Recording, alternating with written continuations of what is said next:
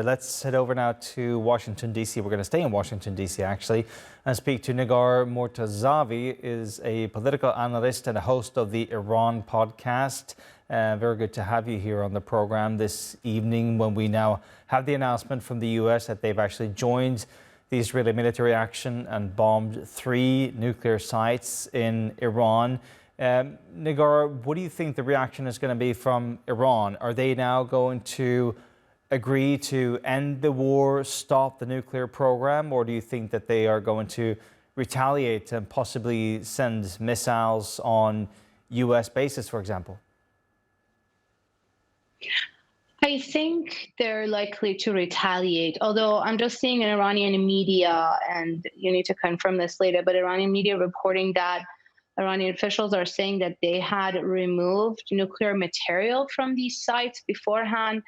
I don't know how accurate that is, but they could have potential consequences from the attack or not. We have to wait and see really the impact of what these attacks were, especially in Fordo, which is a facility deep underground. And experts had been saying that the Israelis alone don't have the material and capacity to destroy that facility, and only the U.S. does. But I just want to wait and see how this operation actually concluded and were these sites destroyed or not. And as far as the Iranian side, I think the Iranians have been saying and threatening for a while that if the U.S. does enter the war, they're going to retaliate on the U.S. And this is that moment. So I think the more likely scenario is that they are going to respond. Just as they saw with the Israeli attack, I think they don't see good options in front of them. If they don't respond, they're going to get even more attacked, at least by the Israelis, potentially the U.S. or not. And if they respond, it's going to just escalate the war potentially further. The similar episode we saw was back in 2020 when President Trump ordered the assassination of top Iranian General Soleimani. And back then, the Iranians retaliated by attacking the U.S. base in Iraq, Al-Assad, shooting a few hundred missiles from their soil into that U.S. base. And then it de-escalated and both sides took an off-ramp. So I'm hoping maybe that's also one scenario, that they would see this as one attack and then the Iranians would respond, but then the various sides can take an off-ramp. But right now, at this moment, I think what's in front of us is just more escalation. The U.S. has just entered this war. And the Iranians do see this as a declaration of war, an attack on their homeland, their sovereignty. And I think the scenario that's most likely is they're going to respond. Now, I have to ask you about sort of the lead up to today's decision, or to today's announcement that the U.S. did in fact bomb Iran. We've had about 9 days of Israeli military action. Just on Saturday, the Israeli foreign minister told diplomats in a meeting in Istanbul that they were still open to negotiations, that they were still sort of keeping that door open, that there could be diplomatic discussions, but Israel had to stop attacking Iran. Why this escalation now from the U.S. side when Iran kept on saying during these days that they were in fact open to continue those discussions as long as the attacks from the Israelis stopped? Mm-hmm. I don't understand the strategy here. It seems like some level of potentially diplomatic deception is also involved, or a lack of strategy, because the Iranians had nuclear talks scheduled with the U.S. on Sunday, last Sunday, and then came the Israeli attacks 2 nights before. And it's still not clear if the U.S. green-lighted or was aware of that attack. But if they were, it doesn't make sense to have talks scheduled and then have military attacks on the same nuclear program.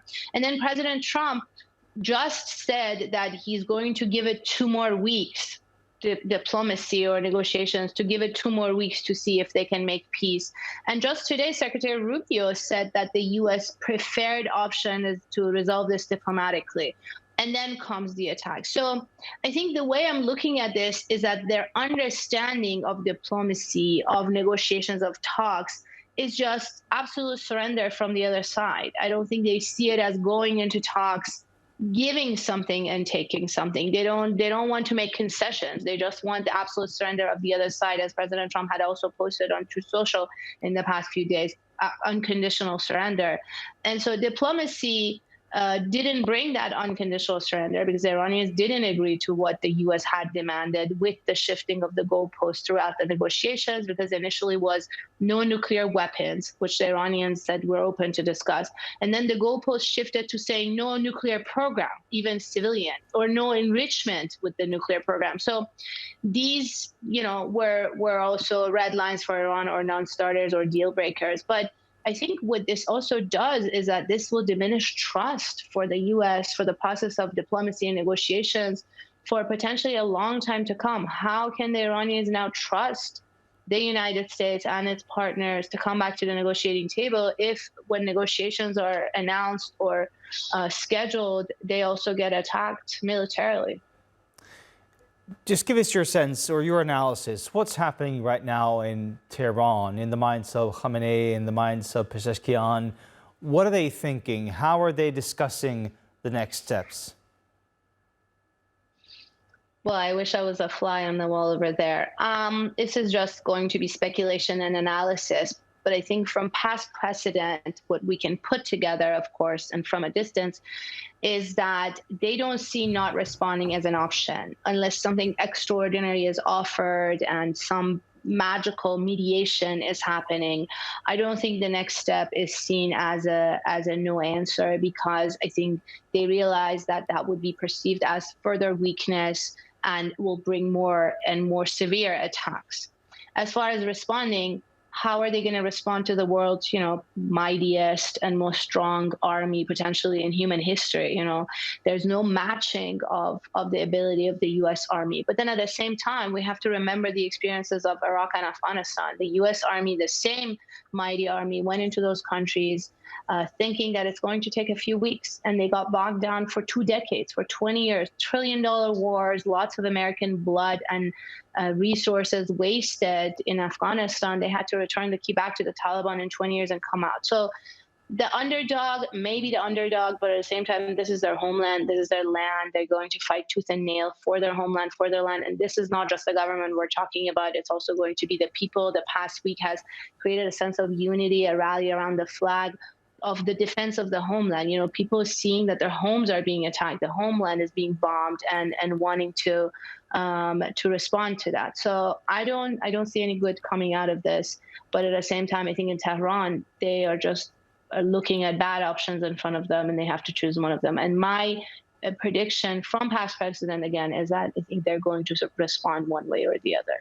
So do you think this was a mistake from the U.S.? I mean, reading what Donald Trump says on Truth Social, he says Iran must now agree to end this war. It seems like he's implying that this was sort of a one-off strike, and now he's hoping that he's pushed Iran enough to come to the negotiating table and agree to end the war in whatever way that Donald Trump thinks is ending the war. But do you think that was this sort of a miscalculation on his part, that instead of actually getting the Iranians to discuss and to negotiate, they are in fact going to retaliate much more in a much more severe way? I think this is going to be a mistake. Yes, absolutely. Sorry, I'm just looking at breaking news now. Again, Iranian state TV is saying that there was no material in these locations to create radiation. We'll see if that will be confirmed. But anyways, I think this was a really bad decision. Yes, absolutely. I mean, this is going to escalate a war. The president had promoted himself as the president of peace during the election campaign. He promised to end wars in the world, to bring peace to the Middle East. He expected the Nobel Peace Prize, and he just entered or started the next big war in the Middle East, potentially. He didn't bring peace to Russia and Ukraine as he had promised. He didn't bring peace to Gaza. And he couldn't negotiate a deal with the Iranians. The nuclear program is not a simple thing. The Obama administration delivered a nuclear deal, which wasn't perfect, but it was a nuclear deal after 2 years of intense negotiations. It's also the attention span of this administration. They only did it for 60 days, and then they gave up. at least they gave up to pressure from the Israelis who had been wanting to attack. And finally, it looks like they outmaneuvered them. So, yeah, I think this is just going to open the door for more conflict, more war in a region that has been torn by lots of wars and conflict. It's going to bring more instability, more insecurity to the region. We saw what came out of Iraq and Afghanistan, the insecurity, the armed insurgency, and how it impacted not just those countries, but the entire regions around them. And also the U.S. Army personnel, the many lives lost, the trauma that the veterans carry, including the vice president himself. We've heard and seen all of that. So I don't understand how this decision was made by an administration that was trying to promote peace, or at least that was their election campaign. And it's only been a few months. What are we, June? Yeah. Nigarz Murtazawi from the Iran podcast, a political analyst. Thank you so much for your insights.